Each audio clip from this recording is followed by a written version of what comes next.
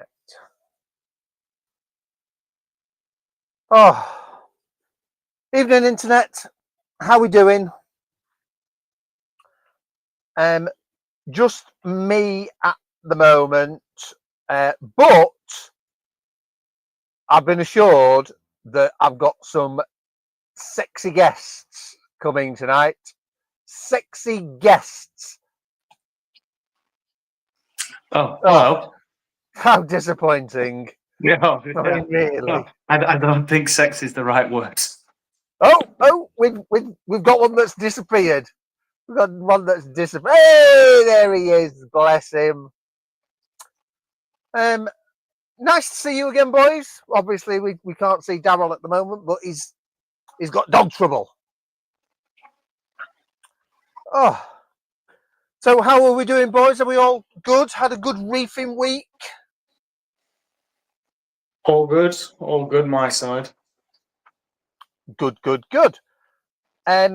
Right, so obviously there is no theme as such tonight. Just having a general chitter chatter on a Friday night, because what else is there to do when it's raining outside apart from either chitter chatter to you lads or mess about with fish tanks? Is there anything else? No. Oh. So Benjamin, Yes. I've seen you today in the shop, Yes. and you were chitter chattering about something that you've bought. Yes. Now, what have you bought? I bought a new skimmer, a larger skimmer for my system. A bigger one, as in A bigger like one. for the Physically water bigger. volume? Or... Physically bigger for water volume, but mainly for a higher air intake. So it has a higher air intake literage per volume. Right. So go on. What was wrong with the original one? Did it not suck hard enough for you, Ben? No, it did not suck hard enough for me, Lee. No. So I've been struggling with low pH now for a good since I've started the system. It's always been around 7.8, and teeters at 7.9 at best.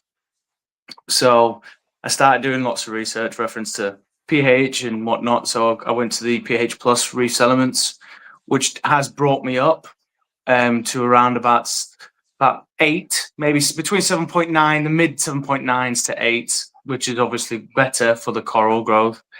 But it's not my target. My target's 8.3, 8.4. So I then, with my old skimmer, I added a CO2 scrubber. So bought myself a 10-inch how do you call it, RO canister, and you can retrofit it into a CO2 scrubber. You can make it into a scrubber. So I've done that, and then realized the skimmer, because it's because the CO2 scrubber is connected to the intake of the skimmer and the outtake. It's like a closed loop system, because I've modified the skimmer with adding a collar onto the lid, onto your skimmer lid. So the bubbles that are getting created within the skimmer obviously go into the cup and then get recirculated, sucked back out, go through the CO2 scrubber, and then go back into the intake of the scrubber. And so hence the recycling of the same air. And that's supposed to then clean the air, take all the carbon dioxide out, increase the air O2, which is supposed to in turn increase your pH. And I realized that the skimmer was not, I didn't have enough air intake draw. So I didn't have a big enough flow, if you want to call it that. So right. I bought a bigger skimmer, which has from when my old one was 300 litres an hour air intake, whatever it's called. I don't know what the correct metric volume is of it. I've gone to one that now can go up to about 900. And it's now running at roughly about 6. So about double what my old skimmer is at the moment. And I've only just got it installed properly today. So I'm just now seeing what's going to happen, see how much it goes up by. Right. So the original one that you had, you fucked about and faffed about with it to cure a problem, and that didn't cure a problem. So now No. you bought a different bit of equipment,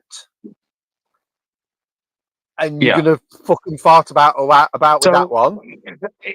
The old skimmer I had, which was the Curve 5, Bob Omega's Curve 5, it's rated up to 500 litres.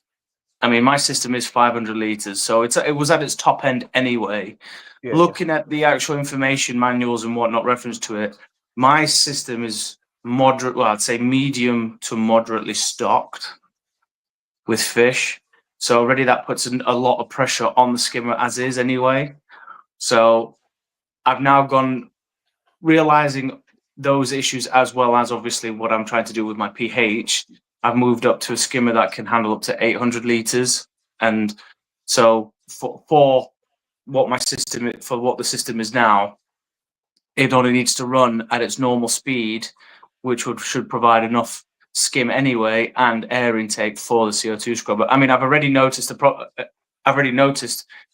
today or this morning when I installed it all, my pH has gone up by 0.4 already so far. Now that's using just outside air, as in my living room air, into the CO2 scrubber, into the skimmer, and not being recycled because I haven't got a lid or a 3D printed or whatever, a lid, to circulate the same air. I haven't got the lid yet, but once I do, I'm hoping to see maybe up to 1 pH difference. So that should make a big difference to my system. So what do we think, Daryl? Do we think he's been faffing and farting about for no reason, or is the thought process sound? Yeah, I don't know. What's he got? Well, you're not listening. So basically, I've got low pH. I'm suffering with pH at 7.8, 7.9. Went to Reefs Elements pH Plus, which has increased it to the 7.95-ish, 8 range. I've then, with my old skimmer, I put a CO2 scrubber on it that circulated the same air, like a closed loop, which then raised it a little bit more, but then realized the skimmer wasn't drawing enough air through the CO2 scrubber. So I've got a bigger skimmer now, which has a higher air draw to increase the pH more. Is it working? Well, so far, like I said, it's gone up by 0.4. There's been a +4, 0.04 difference already, but I only got it fully working about 5-6 hours ago. So. Mm-hmm. See, I like I say, I do the bolus method, so that's a total different way of putting your pH up. If it's working, and then champion. That'll do. Exactly. Yeah. But I mean, because last time we were on Streamly, we talked about it, and you got the pH meter out, and you put yours, and your tanks were sitting about 8.3, 8.4. That's because I'm a reefing genius, Ben. Yeah, exactly. Genius. So I have no. So just alone on the change of pH so far, I've noticed I've had to start using more Part 1 Reefs Elements because the pH. I haven't changed dosing amounts or anything like that, but on my KH manager, I was sitting at 8.5 KH. As I've been increasing, doing with the new recirculating with the old skimmer and whatnot, the KH has started to drop quite quickly. So it actually dropped within the space of 2 days from 8.5 to about 7.5, dropped 1 DKH. So that's telling me it can only tell me one thing is, with the higher pH, the corals are liking it more. So I'm having to then add more. I've had to add, every day as it's still dropping down. I'm obviously adding 2 mil a day extra till where it stabilizes, and then I know that's the stable amount. Then to put like a 5-10 mil amount in to get it back up to the pH to the KH I want, and then it will sit at that KH. Yeah. So, when's your highest point on the pH? My highest point of the pH is at nighttime. Nighttime. I reached 8.2 last night, and then now it's back at. Well, I'll tell you now. I'm now sitting at 8.13. So your highest point was at night time. That's normally your lowest. I know, no, that was my highest. But I dose every hour. My doses are split all the way through the day, 24 times. That's why it's your highest point then, is because you're dosing the pH plus. Yeah. But still, that's very, very unusual. Trust me, I've scratched my head trying to figure out why. And the only reason why I can think why is the pH plus, the Reese Elements pH plus, because I dose it 24 times, every hour through the day. Like you say, there's no usage during the night. There's no photosynthesis. The corals aren't growing, so it just builds up. And then during the day, as soon as the lights come on, my pH starts dropping. That's why everyone doses calc at night to balance it out. Yeah. So what have you been up to, Daryl? Anything spectacular fish tank wise, or just basically forgetting about it because you've been busy? Forgetting about it. I've just bought some salt and that's it, and I ain't even got that yet. That's still outside, to be fair. I've got to bring that in yet. Yeah. Bought some Fauna Marin salt with the free ICP test. And yeah, that's it.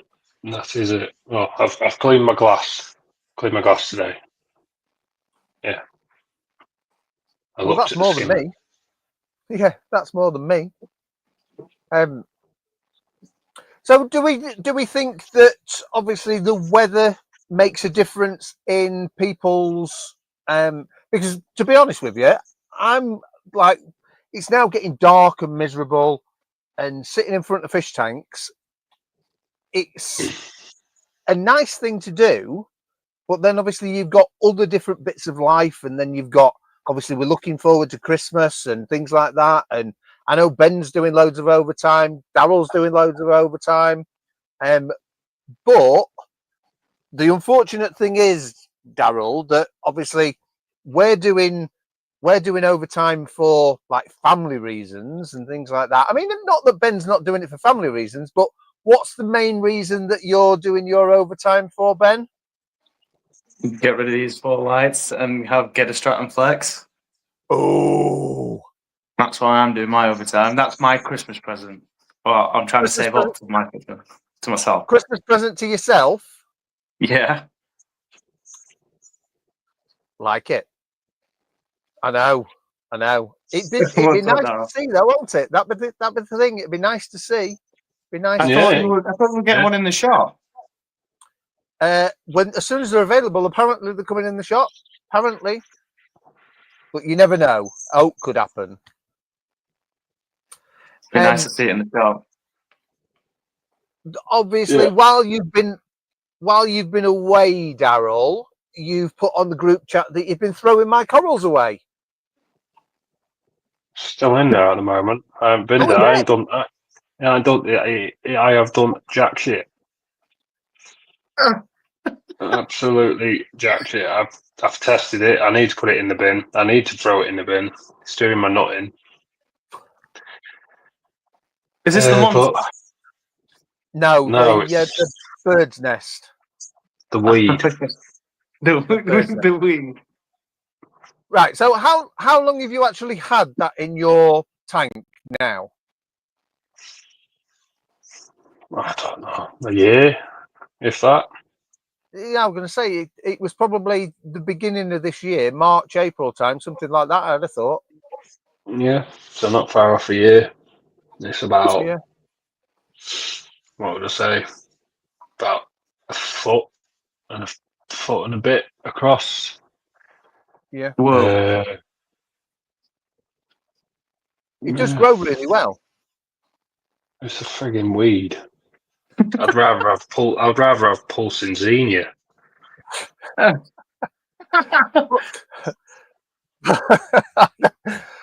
But as a as a coral that you put in your tank and you see that the reward of being able to grow that particular type of species of coral, it's served the purpose, has it not?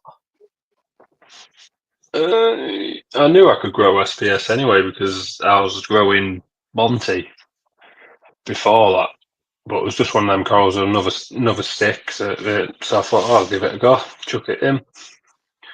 Yeah. And then 2 weeks later, it was double the size. And then 3-4 weeks later, I think I need to get rid of this. A year later, it took to a foot and a half, over a foot. What is on? What are you going to replace it with? Is there any corals in particular you got your eyes set on when you get rid of it? Just get rid of it. Yeah. Nothing. Just get rid of it. Yeah, but I mean, isn't it going to empty a lot of space in your tank though? As in to Well, mount another coral in place? You know the crazy Chinese lady?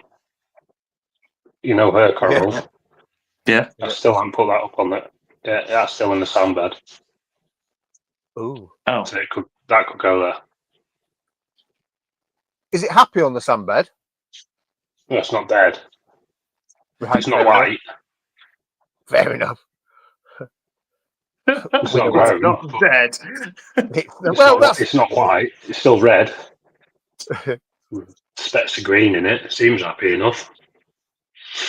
Yeah. But yeah, So, no, it's like I say, I haven't done jack. I haven't had time to do jack. I'm struggling to do water changes. I couldn't tell you the last time I did a water change. I'm getting cyano, but that's because I ran out of nitrate.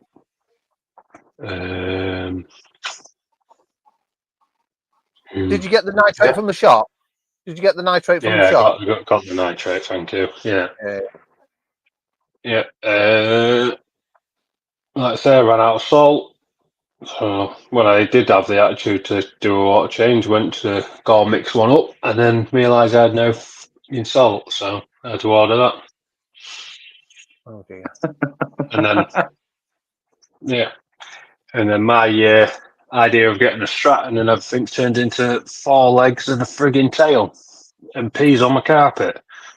So that's my Stratton. He's bought a new dog. Oh, what have you got? One with 4 legs and a tail and bites. It's like a land shark. Brilliant. But yeah, that's that. But the kids will love it. That's the thing. The kids will love it. Well, I bought some. Shit, the bed. What's the fucking called? Hannah bloody phosphate reagent stuff. That's it. So that's my month in reefing. Month in reefing. See, that's it. You get it here all first. As long as we're genuine, that's the main bit about the whole point of this. There's a lot of YouTube channels that go out and things like that that will overemphasize and basically bullshit the way around this hobby. And this hobby at times is hard because life takes over and you've got other different bits and bobs that you need to do. And the point of having a established system and having a reef tank that looks brilliant, there's a lot of people out there that will just fake it. But we're not for faking, are we? We're not for faking. No. I mean, on other news, I actually forgot to say was I had to do my first reef roll mat replacement. That was a game changer when I've actually had to do it and realize. Sorry, how much easier it was compared to my old reef mat. Took me 5 minutes to do, which was brilliant. Couldn't believe that. My Red Sea reef mat. Yeah, I got the 1200 in, and it took 5 minutes. It was brilliant. Honestly, it's brilliant. It's literally take out the old roll, take the inside out, and then put the new roll in, feed it in, and push it down. It was just so much easier. And I got a load of snails today. They came in that I ordered a month ago. What do you mean snails? I ordered a load of Mexicans and some trochus. Oh, right. Yeah. It was like a Right. CUC pack that was in special offer. Came through. Finally. Only took a month. But they're in. From Which where? is good. Or do you not want to... Ooh, look Well, at that little tiny can- doggy. Oh, look at there you go. From where? Exactly. Do you want me to link in? Say the company that I got it from. Yeah, why not? So I ordered it from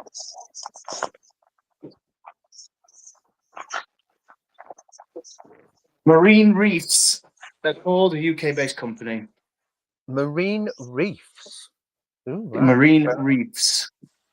Yeah, it was. I ordered a load of snails and whatnot, and basically what I'd ordered had gone out of stock.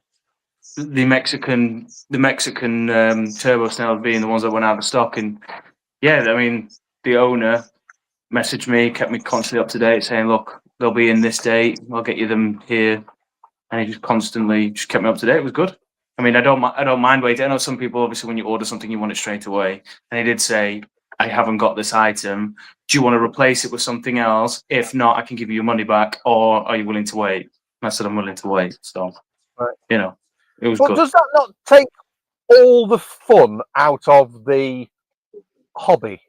That you're just ordering something off of a picture, off of a website?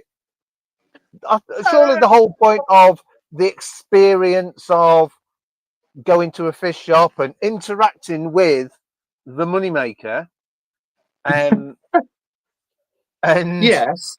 Don't get me wrong, but snails are 10 to the dime, aren't they? Really?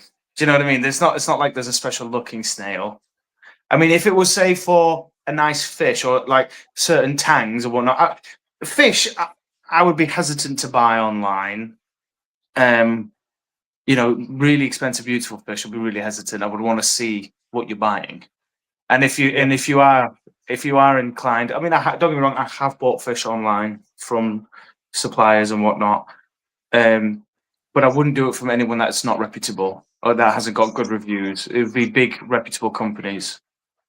So yeah. But that's it. How do you build a reputation of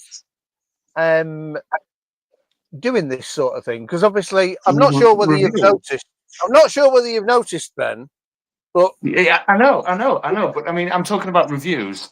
You know, like Trustpilot or Google reviews. Having people put something in there on there can give a idea of what the seller, how they are like. So you know, if I said, okay, for example, if I wanted to have coral, stop putting dick pics on my reviews. Good. I mean, if I went to half cut corals, looked at your website and gone, "Oh, I like that coral and that coral, brilliant," but then go, "Oh, hang on, the reviews say he hasn't. I paid the money, but I haven't received it. Didn't receive item, requested a refund, and not gotten. There's no contact. I'm having to now go to ombudsman or whatever. That's gonna ward you away, isn't it?" Yes. Yeah, you're not going to do that for snails, though, are you? Well, no, not really. And snails, exactly. Snails are, like I said, 10 to the dozen. But I said straight away after I ordered, about a half an hour later, I had an email saying, "Look, I don't have what I've said I've got. It literally sold out." So, kept me informed. So it was good. Yeah, either way, I got a load of snails. I got some Mexican turbos, some Nazarus, some Astrias. They're just all in there. Yeah. Just stocking up. Wickedy. Do you feel like you wasted your money though when you buy snails, don't you? 100%. It feels like an absolute waste. I know they have a very important role, but other than that, it just feels like a waste. It's not like a fish. I need a new clean up crew. Yeah. So we could actually do a little bit of a live stream if we can get because obviously we've got 5 people now, but there's never actually been 5 of us on the live stream all together. It's always been like 1s and 2s and 3s and things like that. We need to sort of put a plan into place and get everybody on the live stream, because there's people that were meant to be on live streams that have got the feet up on a beach somewhere. Well, I mean, people are allowed to have a vacation, aren't they? They're not allowed to have a vacation on my time, Ben. Not on my time. They can have holidays. You can have holidays Monday, Tuesday, Wednesday, Thursday. That's it. In fact, you can do Saturdays and Sundays because I'm not on live on there. But by the way, the feeder shrimp that I Yes. got today. Why Yes. didn't you tell me about them earlier? The fish go crazy for them. If I told you all of the things that I know about this hobby, Yeah. Ben, your brain would explode. I'm not being funny, right? I put 3 of those feeder shrimp in this tank, and even the smallest of damsel went nuts for it, attacking it, picking its legs off, eating them. Yeah, they're just big, like basically big mice shrimp, but not mice shrimp. Like, obviously, you should see Are they freshwater? a trigger. You what? Sorry, Are they freshwater or salt? Saltwater. the river shrimp. So, you keep them They as suffocate. a cold. Yeah, basically. So, if you were to put, say, 100. Oh, he's gone. He's gone. Oh, no, I haven't. His internet didn't last long, did it? I'm back. No, I'm not. So if you put 100 is what we stopped at. Of course it did. I mean, yeah, right. So if you were to put 100 in a marine fish tank, say 80% of them would die, and then you would like see a few of them that live forever. So obviously a few will adapt, but the majority will just die off. But like when you put them in for triggers, and lionfish and things like that, it's really cool watching a lionfish hunt for that type of a thing. I'll show you next time you're in the shop because it's really cool. I've already seen it. That lionfish, that red one, eat it. It's brilliant. It is pretty brilliant. I mean, it's incredible how quickly a shrimp just disappears in one big gulp. It's just gone. Yeah. But yeah. Right. So while we're just having a pause, let's just say hello to Keith. Hello, Keith. Thank you very much again for being here. He may not be here because we've got 2 people watching this. One maybe Keith still here. If you are, hello. But it's good that you've now found another new thing in the hobby, Ben. So yes, thank you. I know. It only took me over nearly 2 years to see it on the, for sale and actually think, would my fish eat that?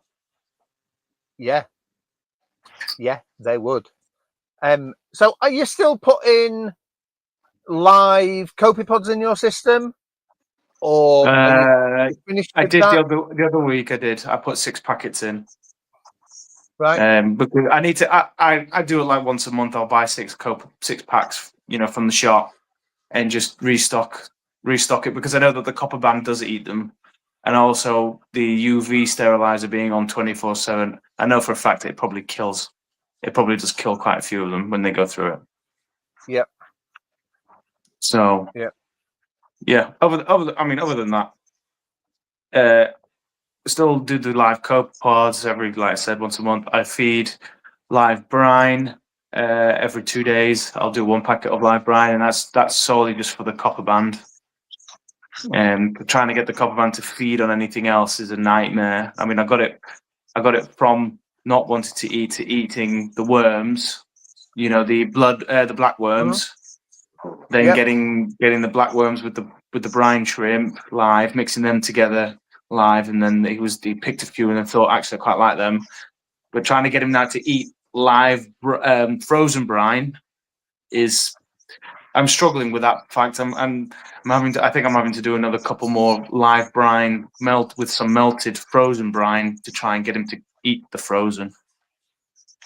Right, fair enough. Because, So, yeah. Do you put like phytoplanktons in your system? No. All right. Do you? You don't. I don't. Well, my systems are different to yours. There's not a lot of fish, so it's slightly different. Yeah, but why do fish need phyto? It's not that the fish need the phyto. So obviously, if you're putting copepods in your system and you're putting phyto in the system to feed the copepods will then grow into amphipods, which is then a natural food source for a copper band. Because it's constantly hunting then rather than being fed. I mean, if I need to feed it, if I'm getting really desperate, if I know that it hasn't eaten like in a week, I just go into my sump or my weir and I get a razor blade and cut off a load of the Aptasia and I just stick it in the tank and he just gobbles them up instantly. So, as per, if I could move him into my sump or into the weir to clear it out, I would do, but he's too big. So right. So you've now then done a different side of how you could do it. So you've got Aptasia in your sump, yes? Yep. Agitate them. Just agitate your Aptasia. Aptasia, that's the one. I know we just said it. Which will then spawn into the main header tank. And then obviously that's a natural food source. It's whether you've got the balls to be able to do that sort of a process. Yeah, I don't have the balls to agitate. I mean, what I have, I mean, as far as agitation goes, when I go through the sump and do like a proper sump maintenance day, and I start removing some of the equipment for cleaning and whatnot, if I look at the bio rack balls, the bio balls I have on the racks, I mean, they have Aptasia on them. I can't stop that. I will just literally lift up a whole rack out and I put it in my display tank. I leave that in for a day, and the filefish and the copper band clear as much as they can off where they can get to, and then I just put it back in my sump. So you're seeing a benefit for growing Aptasia in the sump? For once. I would never have said this before, because before I always remember coming in trying to get rid of it. And now I'm happy. Now I'm actually happy that I've got it. But how weird is that obviously you're picking and choosing, putting something that could overtake your tank, you're physically moving it from the sump into the header tank to serve a purpose, and then putting it back to then repopulate itself, and then you do it over and over and over. It's weird how this hobby goes, that obviously you've now got a invasive creature that is a food source for one of the hardest things to keep alive. Yeah. The copperband's one of the hardest fish to keep alive. I mean, you can see the copperband there. I mean, he's the big disc there, but he's actually eating now, feeding now. He's obviously found something growing. I mean, with my lights were light, you would see it, but I actually have some bio balls at the bottom on the sand, which I haven't put back into my sump. You know, I can literally just cycle bio ball by bio ball, which is I've got Aptasia on it. I just drop it in. He deals with it. I mean, I put 10 in the other day, and within 15 minutes, all the Aptasia were gone. So, you know, I mean, he's rapid with eating them, rapid. To the point where the filefish doesn't even get a looking. But that's a natural way of feeding a copperband. Yeah. Which that's what they're used to doing on the reef. They're used to hunting, and they're used to eating live things. And the thing being, obviously, that keeping them alive for a longer period of time it will eventually get to the point where it's a greedy fish, and whatever you put in the tank, it will eat. Yeah. But it's weaning them from one food source to, because they don't captive breed copper bands. That's basically the thing about it, that they don't captive breed them.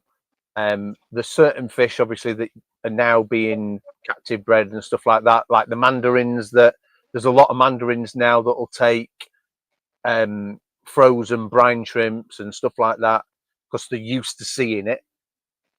But yeah, you've not got mandarins, have you? Nope. No. I had, not on this tank. On my smaller tank, I had mandarins. Yeah. This tank, no.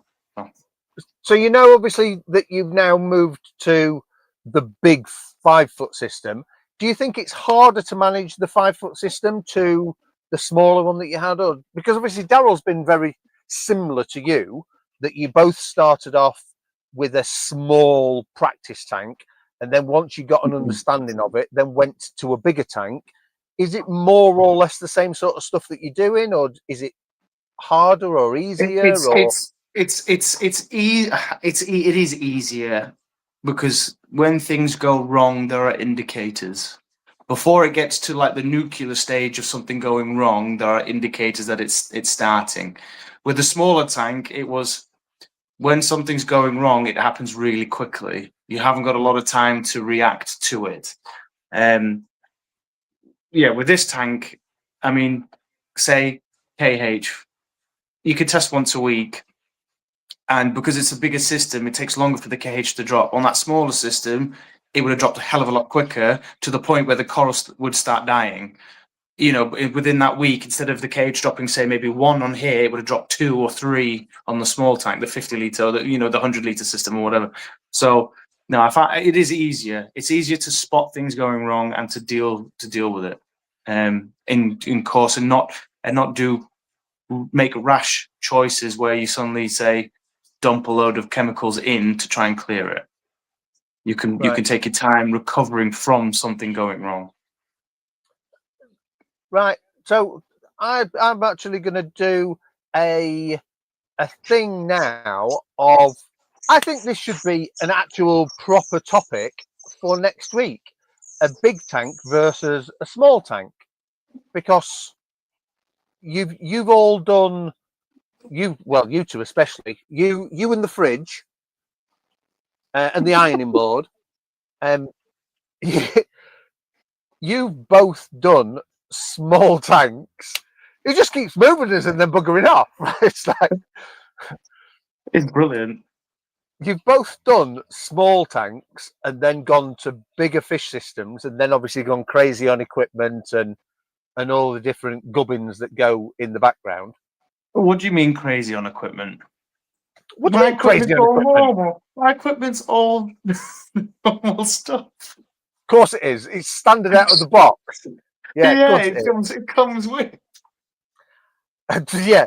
So how many different variations have you had on Reef Roller? 2. How many different variations on Skimmer have you had? 3. How many different... I'm going to have to go. All right, no problems. Bit a bit. Sounds like that puppy. He's giving exactly. He's having a meltdown. So how many different variations of lighting system have you had? 1. I've stayed with hydras the whole time. I never changed. Right. How many different variations of bottom of the tank have you had? Well, what do you mean by that? Hang on, be clear with that. Clarify what you mean. You had a sand bottom, then you had a bare bottom. Now you've gone back to a sand bottom.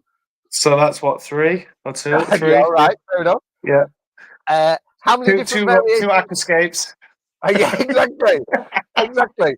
So, which was easier, Ben? I'll give you exactly the same thing. Which was easier, the small tank or the big tank?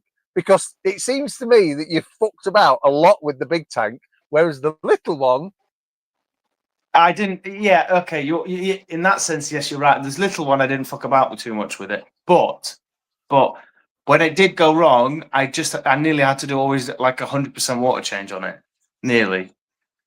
You know, when like Red Cyano kicked in, it was a nightmare to get out. So yeah, I mean, yeah, no, you I see where it comes, how it looks with how many times I've changed things, but it's me trying to find what I want. It's end of the day, right? It's me trying to figure out what I want to do. At all. None of it. None of it. I'm not even listening anymore. You had a small tank that was a small tank. You didn't have a big sump to be able to fill it full of equipment. You didn't have all of the space to be able to fill it full of corals. It was quite an easy little thing to look after. But no, that wasn't big enough and big enough. Hang on. But I learned about different things because I had the tank, and then I learned more about the hobby, which made me want to have those other things and to change the different things. When I had the small tank, it was me not doing a lot to it because I didn't really know what I was really doing. I was learning what every little thing changed, with about solutions, products, equipment, and all that. I didn't know what was right, what was right from wrong. So if it was working, it was kind of, okay, I'm getting somewhere, and then it would crash or it would start going wrong again. It's like, okay, what do I have to do now? Lee, help, or internet search, tell me what's going on, which always every time sends you down a bloody rabbit hole. But now that obviously I've been in the hobby for a while, I'm slowly learning that the more I'm into it, the less fish I want. Because you know me, when at the beginning, I would always come in and I would always want something. I'd get my kids to come in with me. They would choose a fish. Now I've been in every time and I look at the fish. Don't get me wrong. I love looking at some of the stock that comes in, and I would love to have them. Yeah, of course. But I know if I were to have them, I would start screwing up my system. And actually having less fish is actually a better thing for your system if you're wanting corals. Yep. And that's the I've said it quite a few times on a live stream or obviously when I've been doing videos of the 3 foot.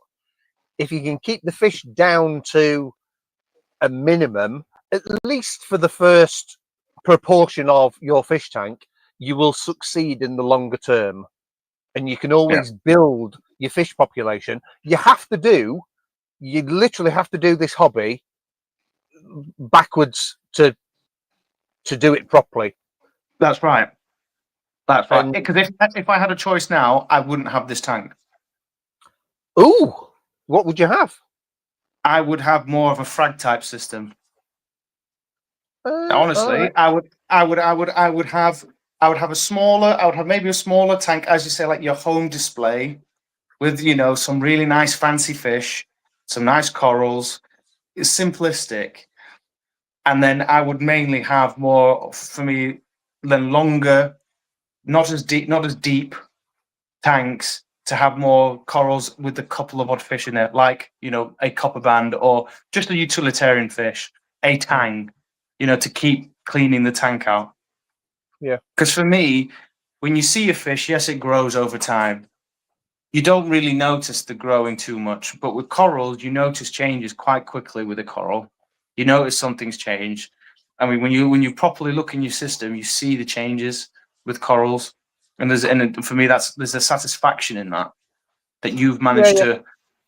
I know maybe for you it's a bit different, but for me, when I look at, say, the bird's nest, yes, I know obviously Daryl's got it growing. Everyone wants to get rid of it. For me, that was my first achievement of an SPS coral, getting that to grow with the size it is. That makes me feel good. So then I moved to the other corals, like the Montes I've got now, which are growing, and that's fun. When the first time I got to frag my zoas, for the first time doing it, thinking, hang on, I actually have enough zoas to frag. I'm doing something right here. It's going well. It's fun. Yeah. It's the evolution of the hobby, because at the end of the day, you're now finding new things to do with something. Because at the end of the day, all this is a glass box full of water. That's all it is. And then going from you've now gone into the aquascaping side of it. You've now gone into obviously the electrical side of it. You're now looking at corals growing and trying to cut them to propagate them. Yeah. It's all the evolution of the hobby, and at the end of the day,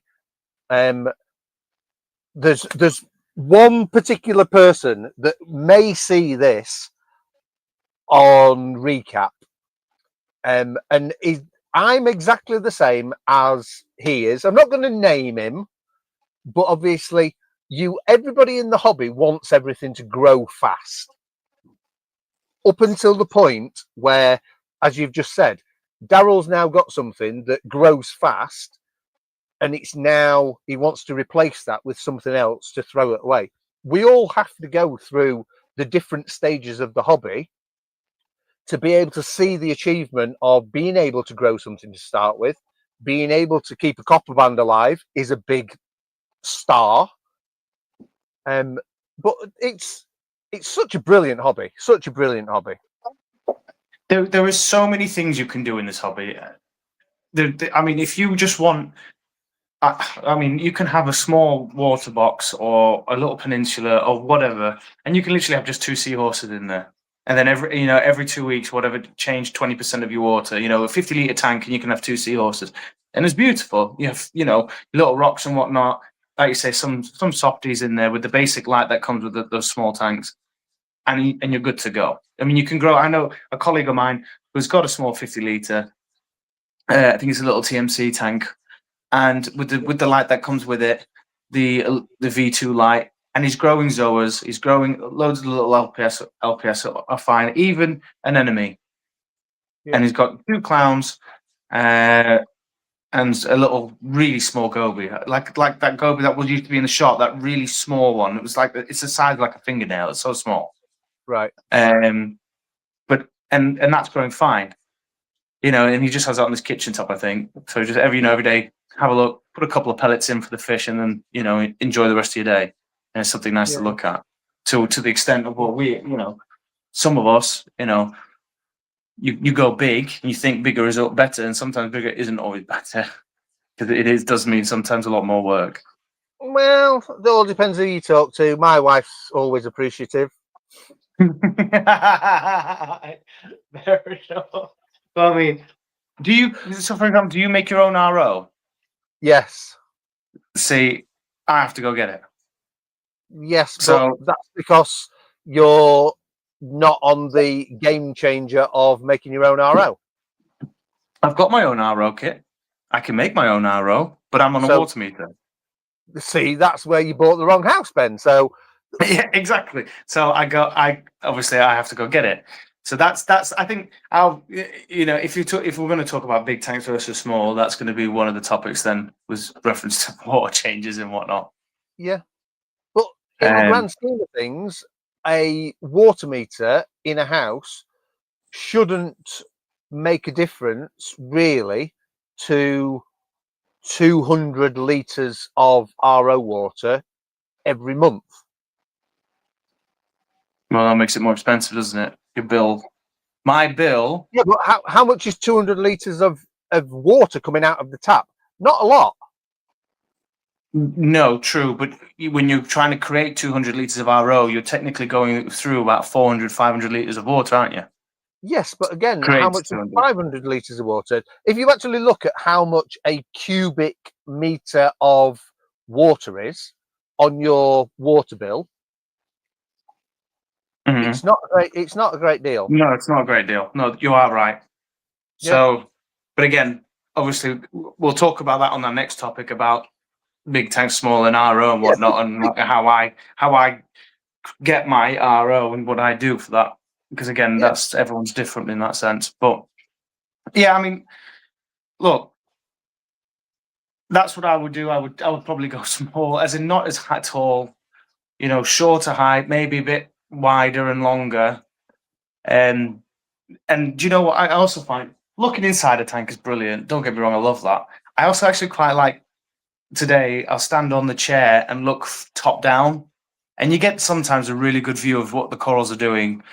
I don't do it as often, is actually looking top down on top of your corals and see, because you can then see a reflection of your light spread. You can see, what's going on with the rock work, or, with your frag racks or anything like that. Because today I could have a really clear look and see what's going on, which I don't do that often because it's a pain.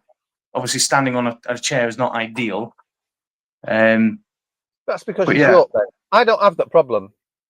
Yeah, but all your tanks are really low. They don't sit on a cabinet, though. No, that was a height joke, Ben. That was you're smaller than me. Yeah, but I'm not that much smaller than you. No, you're not. To be fair. Oh, have you been looking, or has Beth been telling? So, actually, for Christmas, what do you? I'm not entertaining you in that. Moving swiftly. I'm not entertaining you on that. What for Christmas are you wanting, fish-wise then, or tank-wise? For Christmas, generally, I do actually normally buy myself a little bit of something for my birthday or for Christmas. But I've now, obviously, just in the process of setting this extra frag system up, and then basically splurged a couple of £100 on some lights, and I'm not waiting till Christmas. I'm more than happy, like, splurging it all now. But hopefully next week the parts for my light will be in the shop, so I can get the lighting back up. And then, do you know what you're doing with that? Yeah, of course I do, Ben. I'm a professional. Of course I do, Ben. I'm a professional. And then hopefully I'll have a day to myself, because the biggest problem at the moment that I'm finding is I've got that much that I'm doing. I've not been able to sit in front of a 3-foot fish tank and do 20 minutes talking to the internet. So, not that the internet's missed me, but I need to make more of an effort of talking to the internet. Yeah, because they're interested. The internet's interested. Oh, well, I mean, there's as we're noticing, more and more people are tuning in to watch, and I think I'd like to think that people are picking up. There's only Keith that actually spends time watching us live. That's the thing. Well, thank you again. It all helps. Thank you, Keith. It does. It all helps, because at the end of the day, all we need is, well, there's actually 2 people. I would think that Harry's maybe the second one. And that's it. It's just the progression of the repetition. What's the difference between a genius and somebody that's insane? Nothing. No, there isn't. There's a very fine line between insanity and genius. Oh, yeah. And where do we stand on that line, Lee? Well, we're not serial killers just yet, so I would say we're geniuses. Brilliant. Yeah. I think we're on the other side, but that's fair enough. But yeah, no, I mean, yeah. You've got to be a certain type of person to want to take on the challenges of a marine tank, and the benefit that you get from a marine tank is, it's not something that you can put into like an actual sentence of this is what I get from my marine tank, but it's challenging, it's rewarding, it's something to love, it's something that can kick you where it hurts very, very quickly, but we still do it, and that's the good bit about it, that we do still do it. Yeah, that's it. I mean, it's perseverance more than anything, isn't it, with this hobby? Yeah. Because you're gonna go through, like, in the space of the first 2 years, I've battled. What have I battled? I've battled wild cyano, diatoms, bubble algae. I mean, everything you can think of, I've pretty much gone through, and to the point where you do get to that desperate stage of thinking, why am I doing this? You know, why do I keep spending all this money, keep going on? But once you understand what's going on because of experience, the hobby becomes easier. It does get easier. And you have to have that little bit of I want to do this purely for the fact that I then will be able to do it. There's certain things, not in life as such, that I take on a challenge and I have to see that challenge through, which is why I'm still talking to you over the internet, because I set myself the YouTube challenge, and I want to be able, even if I just get to 1,000 subscribers and then just call it a day and walk away into the sunset. That's the challenge that I've set myself. And if it takes me, I would say, another 10 years, there's a lot of people, there are a lot of people that are YouTube famous nowadays that were not YouTube famous when I first set up in the hobby. And I've been doing this 8-9 years. Yeah. So they are now YouTube famous 8 or 9 years down the line, but they weren't famous when I was looking at YouTube and learning how to do things. There's certain people in America that were famous. I say famous in the loosest of terms, because at the end of the day, nobody's famous. I'm famous. I'm famous to you because you come in the shop and you see me, and you're famous to me because you're on the internet. What a great way of explaining it. Yeah. But at the end of the day, I'm famous to my daughter because she sees me every day, and it's just one of the things that the concept of setting yourself a challenge, going through the ups and downs of that challenge, and then potentially coming out the other end of it, that is the insanity versus the genius. In 10 years' time, when I've got another 5 subscribers, I may be a genius. It may take another 10 years to do it. Hopefully in 10 years' time, I will have 5 Straton Flexes. Yeah. not 0. But yeah. I mean, saying that's the bit about the hobby. Yeah. No, it is. Yeah, exactly. It's perseverance. It's just sticking with it. I mean, I know there's certain individuals at the moment who are going through the shop who are struggling with this system. And I think if any advice is just stick with it. Don't give up too quickly. Yeah. Want the end result. And the end result is achievable. Exactly. And sometimes a few things need to happen for you just to get used to it. Exactly. Right, Ben. Sorry. So I would take it, seems as you've just said that we need to do a small tank versus big tank. You're going to be here next week. Oh, look at that. You put me on the spot every time. Exactly. You do. It's hang on. What's the date today? Today's the 14th, isn't it? I don't know. No. I'm definitely not going to be here next week. Oh. I told you I'm off. I'm on holiday to see my. No, that's it. You've gone. I've cut you off. Now, how can you set up something and then say, "Oh, by the way, I'm not here next week"? Let's see what his excuses are. I'm on holiday to see my family. Oh, abroad. You're allowed to see your family Monday, Tuesday, Wednesday, Thursday, Ben. Thursday, brilliant. On an occasional weekend. Ugh. Yeah. So I leave on the 21st. So sorry, I won't be here. I will listen in from afar, but I won't be here. Right. So I would like to try and schedule all of the boys together. So we'll have to see what we can do to have a proper group chat before Christmas. But up until that point, thank you very much, people, for watching. Thank you very much for you watchers on Catch Up. And are you going to do me a sign off, Ben? Yeah. Oh, Thank you very much, everyone, and goodbye. oh, look at that.